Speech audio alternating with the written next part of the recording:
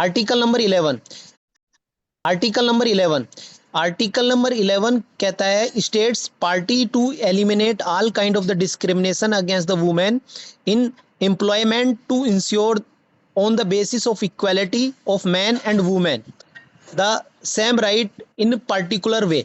तो मतलब आर्टिकल 11 जो है इस बिल का, वो ये कहता है कि स्टेट जो भी इसका पार्टी होगा, जो सिग्नेटरी होगा इस कन्वेंशन का, वो महिलाओं को वर्क प्लेस पे हर प्रकार की इक्वालिटी को प्रोवाइड करेगा। जैसे हम देखते हैं equal pay for equal work और ये सारे जो कानून हैं। और इसमें इसका एक और सेक्शन है, सेक्शन नंबर 2, वो कहता है कि सब close to the right to work and eliminate right all women all human being. और दूसरा इसमें कहता है right to protection of health and the safety in working condition. तो एक तो ये आर्टिकल 11 है जिसके सब क्लोज है। एक जो इंपॉर्टेंट आर्टिकल 22 है, जो equality in employment can be provided to every women, ठीक है। और एक आर्टिकल 18 है जो कहता है कि CEDAW state must report the committee on the progress they have made in implementing the empowerment of the women. जो भी स्टेट इसका सिग्नेटरी होगा, वो एक कमेटी होती है, CEDAW कमेटी होती है, उसको रिपोर्ट करेगा कि भाई हमने ये प्रोग्रेस महिलाओं के प्रोग्रेशन के लिए अपने देश के अंदर 1 साल के अंदर हमने की। हर साल उसकी रिपोर्ट देनी होती है। ये हर स्टेट पर जो सिग्नेटरी है इस कन्वेंशन का, उस पर ये ओब्लिगेशन है। भारत क्योंकि इसका एक सिग्नेटरी है, तो इस दिशा में भारत ने काम करना शुरू किया। मतलब ये एक मैंडेटरी हो गया उसके लिए कि वो महिलाओं के अधिकारों की दिशा में काम करे। और इसी बीच में हमारे सामने एक जजमेंट आता है जिसे हम विशाखा जजमेंट और गाइडलाइंस के नाम से जानते हैं। तो इसमें क्या था कि एक महिला थी जिसने राजस्थान की एक महिला थी और उसके साथ बहुत अभद्र व्यवहार एक गांव में होता है। और वो महिला एक्टिविस्ट थी जो चाइल्ड मैरिज को लेकर एक बड़ी आवाज़ उठा रही थी। तो उस महिला को सबक सिखाने के तौर पे उसके साथ दुर्व्यवहार किया गया गांव में। गैंग रेप उसके साथ हुआ था। और ये मामला इतना तूल पकड़ा कि बाद में इसके उस महिला ने जब कंप्लेंट करी, तो जितने भी लोग थे उसमें वो सारे एक्विटल हो गए, मतलब सब छूट गए। बाद में इसमें PIL फाइल होती है और एक अलग लेवल का कॉन्सेप्ट निकलकर विशाखा गाइडलाइन से बाहर आता है। उसमें जो सुप्रीम कोर्ट है, उसमें वो सीधे सीधे 2-3 कॉन्सेप्ट पे बात करते हैं। सबसे पहले वो कहते हैं एक रीजनेबल पर्सन स्टैंडर्ड, मतलब आपका व्यवहार किसी भी कार्य जो वर्क प्लेस है उस पर कैसा होगा महिलाओं के प्रति। तो उन्होंने उसको कहा रीजनेबल पर्सन स्टैंडर्ड। और उन्होंने 2 प्रकार के हरासमेंट की जिक्र की। एक था क्विट प्रो क्यो और दूसरा था होस्टाइल इन्वायरमेंट। तो उसमें उन्होंने जो डिफाइन किया, बहुत बारीकी से डिफाइन किया, जैसे कि आप फ्लर्ट कर रहे हैं या लीरिंग कर रहे हैं या बैक स्क्रैचिंग कर रहे हैं या कैट कॉल्स कर रहे हैं या किसी महिला को लॉन्ग स्ट्रेस या सेक्सुअली सजेस्टिव लुक दे रहे हैं या सजेस्टिव विस्लिंग कर रहे हैं या रिपीटेड रिक्वेस्ट कर रहे हैं डेट के लिए, इन सबको उन्होंने क्राइम माना। विशाखा गाइडलाइन में उसमें डिटेल में बताया गया। या फिर प्रमोशन के लिए जो क्विट प्रो को की अवधारणा है, जो आज भी हम देखते रहते हैं, मीडिया में लगातार सुनने को मिलती है। तो महिलाओं को किसी भी प्रकार की प्रमोशन देने के एवज में वो किसी भी प्रकार का कॉम्प्रोमाइज करने के लिए अगर महिला पे दबाव डाला जाता है तो भी वो क्राइम होगा। तो विशाखा जो ये जजमेंट थी, इसमें बहुत बड़ी जजमेंट भारत के अंदर मानी जाती है। और इसके बाद भारत में इस गाइडलाइंस के बाद पोस एक्ट आया, sexual harassment of women at work place prevention prohibition and redressal act 2013। और इसमें बहुत डिटेल में प्रोविजन किए गए। तो ये तो महिलाओं को वर्क प्लेस पे जो सुरक्षा देने के लिए इंतजाम है, वो इस एक्ट में बहुत ही अच्छे से कवर किए गए हैं। और इसके अंदर सजा के प्रावधान है अलग अलग तरीके से। अच्छा, दूसरा क्या है, इसमें बहुत सारे और भी एक्ट्स हैं जो मैं आपको थोड़ा सा इसकी एक लिस्ट को थोड़ा सा इंट्रोड्यूस कर देता हूँ। एक और एक्ट है जिसको कहते हैं suppression of the immoral traffic in women and girls act 1956 का है। तो नाम से ही आपको जैसे प्रतीत हो रहा होगा कि इमोरल ट्रैफिक जो होती है वुमेन्स और गर्ल्स की कई राज्यों में होती है और भारत की एक बड़ी समस्या आज भी बनी हुई है, उसको रोकने के लिए कानून बनाया गया था। 1956 में बनाया गया था 1956 में, और भारत में ये तब से लागू है, लेकिन स्थिति में बहुत ज़्यादा सुधार नहीं आया है। तो संकेत मैं इस तरफ देना चाह रहा हूँ कि इसमें अभी काम करने की और ज़रूरत है, क्योंकि लीगली इम्प्लीमेंट कराने के लिए हमारे पास स्कोप है, लेकिन कोई उस दिशा में बहुत ज़्यादा काम नहीं करा पाया है। अच्छा, एक और एक्ट है इक्वल रिन्यूमरेशन एक्ट 1976। हर महिला को समान काम करने के लिए समान वेतन मिलेगा। ये कानून इस बात को लेकर इसका जिक्र करता है। दूसरा एक और कानून है, इसे कहते हैं inter state migration worker act 1979।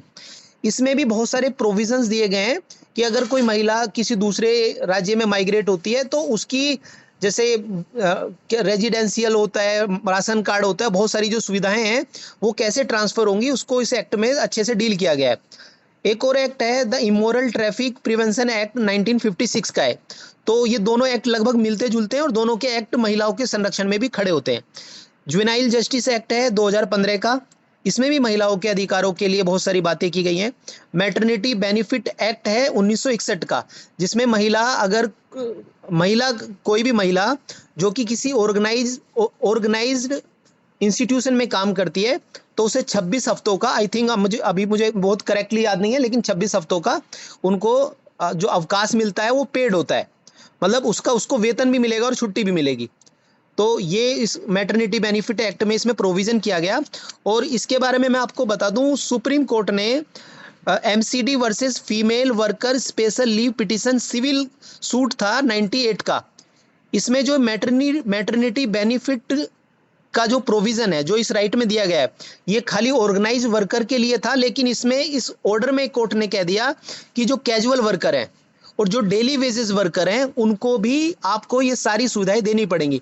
मतलब ये हुआ कि हमारे घर में जो अगर कोई महिला काम करने आ रही है, कोई डेली वेजेस पे काम कर रही है, तो आपको उसको, अगर वो मैटरनिटी के लिए अप्लाई करती है तो आपको उसको मैटरनिटी बेनिफिट देने पड़ेंगे और आपको उसको छुट्टी देनी पड़ेगी।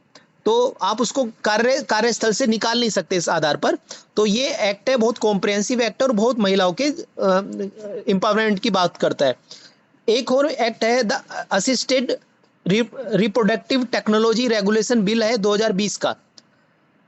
इसके बारे में डॉक्टर हैं बहुत सारे इस प्लेटफॉर्म पे, तो जानते ही होंगे ये किस संदर्भ में बात करता है। एक और एक्ट है the Hindu adoption and maintenance act 1956। ये भी मेंटेनेंस, मतलब अगर कोई महिला डाइवोर्स के लिए फाइल करती है तो उसके भरण पोषण के लिए क्या क्या प्रावधान है उसके बारे में जिक्र करता है।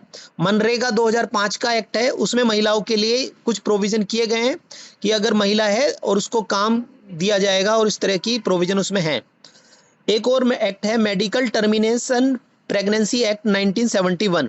इसमें महिला को यह अधिकार है कि अगर प्रेगनेंसी को गिराना है या किसी उसमें उसकी मर्जी होगी, उसकी कंसेंट शामिल होगी, उसके बिना नहीं कर सकते आप, मतलब उसका बॉडी पर उस महिला का पूरा अधिकार है। ये एक्ट इस बात को बहुत पुख्ता करता है। एक और एक्ट है national cooperative development corporation act 1982 का। इसमें भी बहुत सारे प्रोविजन है जो महिलाओं के अधिकारों के लिए बात करते हैं। एक national investigation agency amendment act 2019 का है। इसमें भी बहुत सारे प्रोविजंस हैं जो महिलाओं के अधिकारों की संरक्षण की बात करते हैं। Right to children to free and compulsory education act 2009 है। इसमें सभी बालकों और बालिकाओं को जो 14 वर्ष तक के हैं और अगर कोई विकलांग है तो वो 18 वर्ष तक के हैं, उनके फ्री एंड कंपलसरी एजुकेशन की बात की गई है। एक एक्ट है unorganised worker social security act 2008। ये भी एक्ट है जिसमें बहुत सारे प्रोविजन है जो महिलाओं के अधिकारों से जुड़े हुए हैं। एक कंपनी एक्ट है 2013 में। इसमें ये प्रोविजन है, कंपनी एक्ट में अमेंडमेंट करके डाला गया कि अगर कोई कंपनी है जिसकी टर्नओवर साल की 300 करोड़ है तो उसके जो डायरेक्टर होंगे, डायरेक्टर जो डिसीजन मेकर होते हैं, उसमें एक महिला डायरेक्टर होगी, और अगर एक डायरेक्टर चुना जा रहा है तो वो साइकिल में डायरेक्टर बनेगा। कुछ टर्नओवर के बाद, टाइम के बाद एक महिला को डायरेक्टर बनाया जाएगा। तो इस तरह के प्रोविजन कंपनी एक्ट में है जो 2013 में बना था, उसमें भी प्रोविजन है। Protection of human right act है 1993 का। तो इसमें महिलाओं के लिए बहुत सारे अधिकार की बात की गई है। National commission for women act है 1990 का, इसमें की गई है। Schedule caste, ST, SC ST prevention of atrocity act 1989 का है, इसमें भी की गई है। और indecent representation of women prohibition act 1989 का है, इसमें महिलाओं के किसी भी प्रकार की अश्लील सामग्री को प्रकाशित करना, इसका प्रचार करना, उसमें प्रतिबंध लगाया गया है। मतलब महिला की डिग्निटी की बात की गई है। इंडस्ट्रियल डिस्प्यूट एक्ट 1947 है, उसमें बोनस और बहुत सारी चीज़ों को लेकर महिलाओं को अधिकार दिए गए हैं। The Muslim women protection right on marriage act 2019 है, जिसको आप ट्रिपल तलाक के नाम से जानते हैं। तो एक ये भी कानून है जिसमें कुछ कुछ मुस्लिम महिलाओं को कुछ क्षेत्रों में कुछ अधिकार उनके बढ़ा दिए गए। The dissolution of the Muslim marriage act 1939 है, जिसके बारे में कई बार बहुत ज़्यादा प्रचारित नहीं है, लेकिन महिलाओं को उसमें राइट है कि वो डाइवोर्स ले सकती हैं।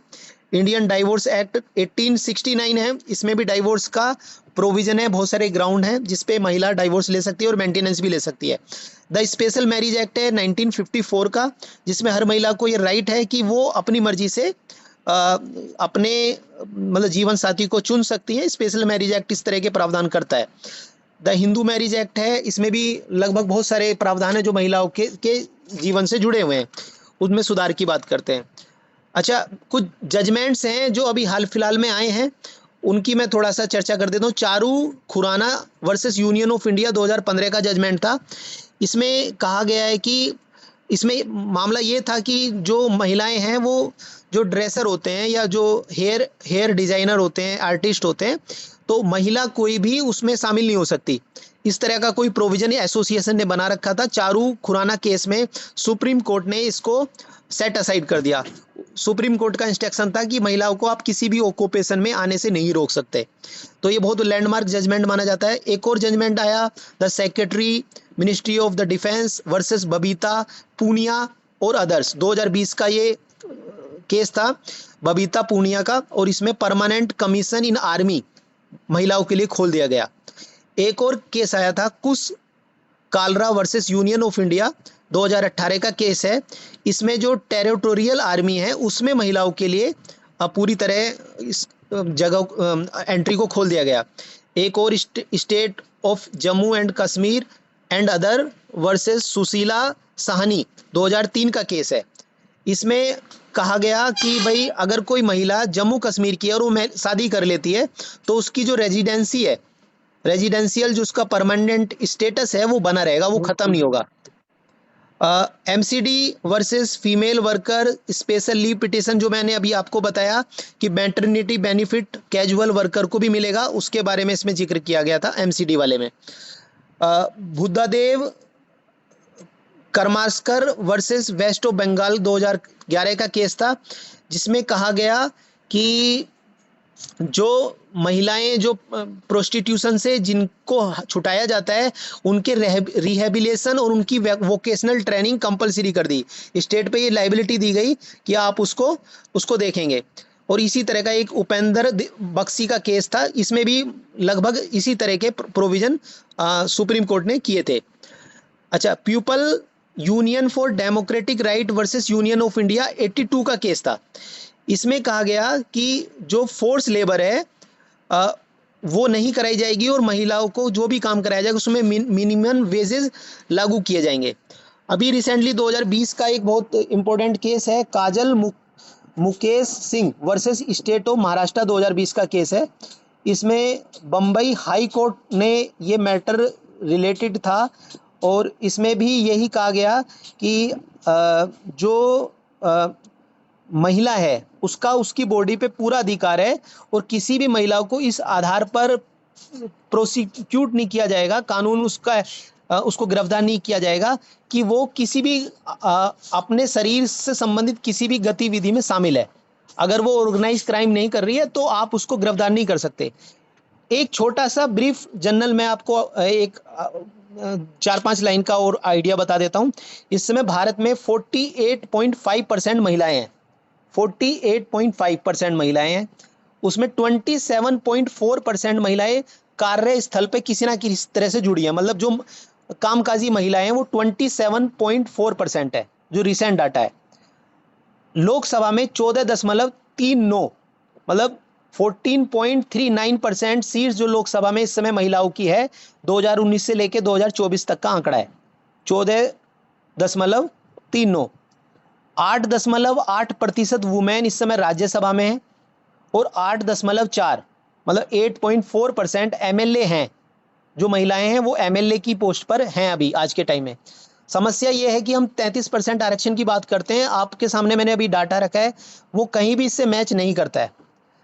एक सवाल उठता है कि फंडामेंटल जो राइट्स हैं वो स्टेट के अगेंस्ट तो दिए गए हैं, लेकिन महिलाओं का शोषण स्टेट से ज़्यादा प्राइवेट पर्सन में होता है, ऑर्गेनाइजेशन में होता है, इंटरप्राइजेज में होता है, जिसमें अभी संविधान में कोई प्रावधान नहीं है, कोई कानून नहीं है कि प्राइवेट पर्सन अगर फंडामेंटल राइट का हनन करता है तो हम उसके संरक्षण में कहीं नहीं जा सकते। एक और चीज़ है कि जो मैंने अभी अभी अभी आपको बताया कि अगर कोई कंपनी जिसके 300 करोड़ का टर्नओवर है, तो वहाँ पर जो वहाँ की डायरेक्टर होगी वो महिला होगी, लेकिन इस प्रोविजन के होने के बाद भी बहुत एक दो कंपनी को छोड़ दिया जाए तो भारत में किसी भी कंपनी ने इस लाइबिलिटी को पूरा नहीं किया है, और इसको लेके किसी ने मुकदमा भी अभी तक सुप्रीम कोर्ट में नहीं उठाया कि भाई लाइबिलिटी आपने एक्ट होने के बावजूद भी काम, मतलब इस पे काम क्यों नहीं किया है। तो ये एक छोटी सी तस्वीर थी जो मैंने बहुत ब्रीफ में निपटाने की कोशिश करी। 2-3 एक्ट और हैं, जैसे bounded labour system abolition act है 76 का, उसमें बाउंडेड लेबर को खत्म किया गया। देवदासी सिस्टम एबोलिशन एक्ट था, उसमें कर्नाटक, महाराष्ट्र, तमिलनाडु, तेलंगाना और आंध्र प्रदेश, इन 5 राज्यों में ये देवदासी सिस्टम था, उसको खत्म कर दिया गया। तो ये कुल मिला के कुछ कानून हैं जो महिलाओं की सुरक्षा और उनके एम्पावरमेंट की बात करते हैं। तो अगर आपको समय मिले तो इन सारे कानूनों को पढ़िए, इनमें आपके अधिकार और संरक्षण की बहुत सारी सुविधाएं हैं, बहुत सारी बातें हैं जो आपके जीवन से जुड़ी हैं, आपको एम्पावरमेंट में मदद करेंगी। इन्हीं शब्दों के साथ जय भीम, धन्यवाद। जय भीम। नमो बुद्धाय सर, बहुत बहुत साधुवाद आपका। आपने जिस तरह से महिलाओं के अधिकारों के बारे में यहाँ अपने विचार रखे और अधिकारों के बारे में भी बताया। बट सर, जैसा कि आपने यहाँ